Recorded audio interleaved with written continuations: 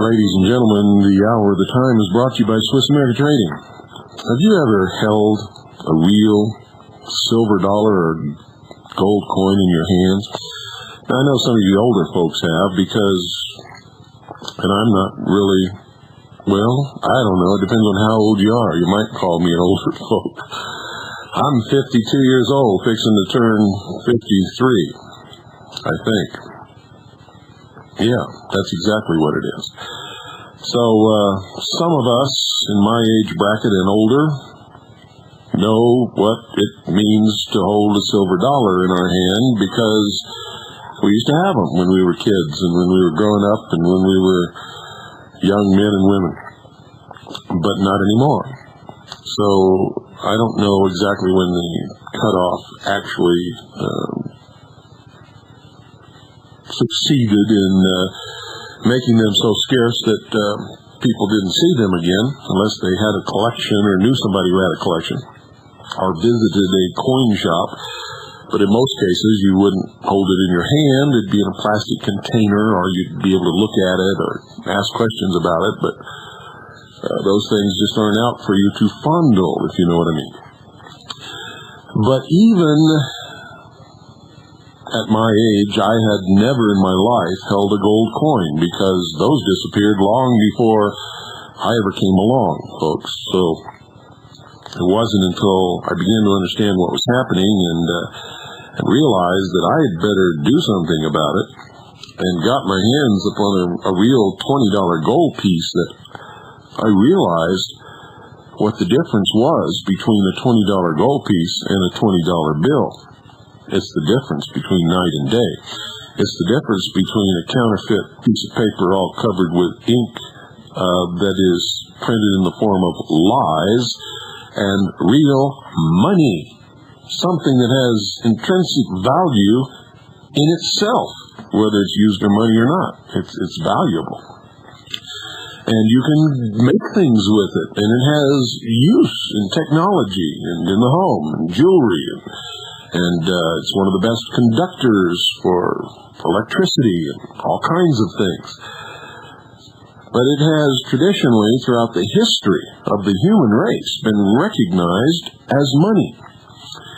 And all through the history of the human race, no real money system that was based upon gold and silver, or gold or silver coin, has ever failed, ever in the history of the world. However, every paper economy that has ever existed has ultimately failed, and this one will fail too. Has no backing, has no worth, it has no value. It is, in fact, based upon a system that says debt is wealth. Can you imagine that? Upon a system where in order to maintain the economic stability and health of the country, people must continue to borrow large sums of money, including the government. Every time money is borrowed, interest must be paid on that money. Now, if the interest was never created in the first place, you can see over a period of time, the money disappears, or what is being used as money disappears into the pockets of those who are charging the interest because there's only X number of dollars. To cover up the theft of that money, all of this collateral is collected on defaulted loans, eventually results in the wealth and property of the nation being funneled into the pockets of a very few. That's right. That's what I said. And to cover up this massive theft, they have to move from a countable or accountable money or paper to something that functions as money or paper, but in fact is not, like checks and credit cards and debit cards and eventually smart cards, and then further on down the line, something on or in your skin, such as a tattoo or an implant, that will get completely away from anything that's accountable or can be counted. Because, folks, if it were true that our economy was healthy and stable, then everybody in the country should be able to find the money tomorrow to pay off their debts. And they can't. In fact, if you were to go down to your local bank and ask to draw out $10,000 tomorrow morning, they would probably faint right in front of you because they don't have it.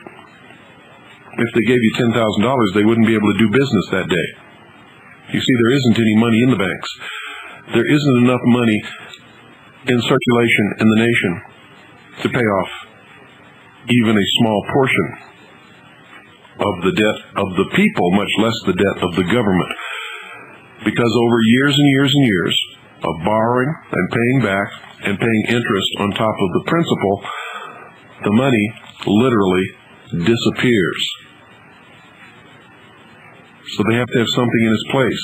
They get you started writing checks, and then they switch you to a credit card, and you don't carry any money anymore. And then you have debit cards and smart cards and wire transfers, and now on the internet they're talking about cyber money. And eventually they have to go to a cashless system because eventually you won't be able to find a penny anywhere. And that's the truth. In a cashless system, they can rob the entire world blind. And nobody will ever be able to know it. Because in a cashless system, there's nothing to count or be accountable for. They can create money out of thin air because that's all it is. Thin air and electrons. It's just a transfer through a wire of something that never existed in the first place.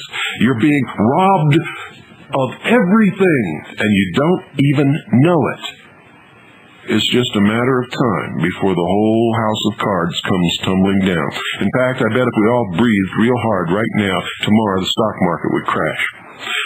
So call Swiss America Trading and get your hands on some real money, because when this occurs, nobody is going to accept anything that you've got that you think is money and payment for anything at all. So call 1-800-289-2646. Talk to Frank. Talk to anybody, but talk to somebody and get at least a part of your assets protected. And do it with Swiss America Trading because they guarantee their work. I guarantee their work. They have a buyback policy. They record everything. Nobody can cheat you, and you can't cheat anybody. Okay?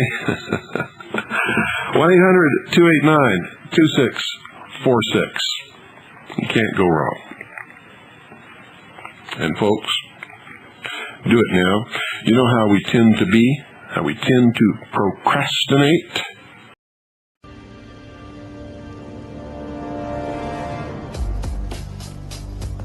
The Matrix is a system, Neo. That system is our enemy. But when you're inside, you look around, what do you see? Businessmen, teachers, lawyers, carpenters, the very minds of the people we are trying to save. But until we do, these people are still a part of that system, and that makes them our enemy. You have to understand, most of these people are not ready to be unplugged. And many of them are so inert, so hopelessly dependent on the system, that they will fight to protect it. Were you listening to me, Neo? Or were you looking at the woman in the red dress? I was... Look again. Who is it?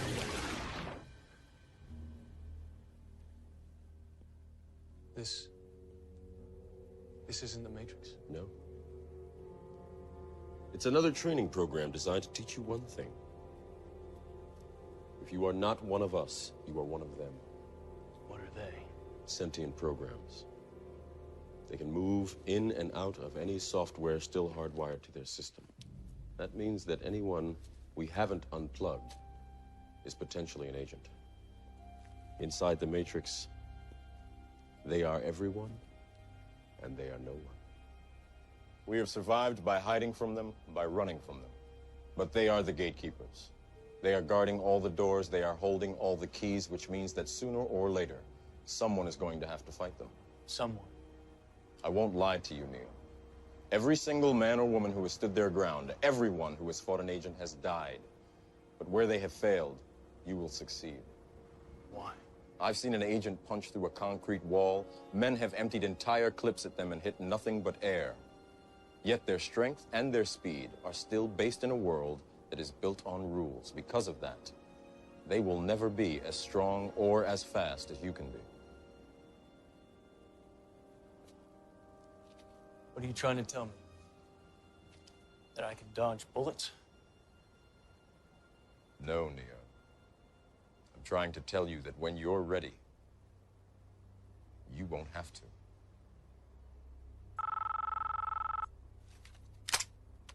We got trouble.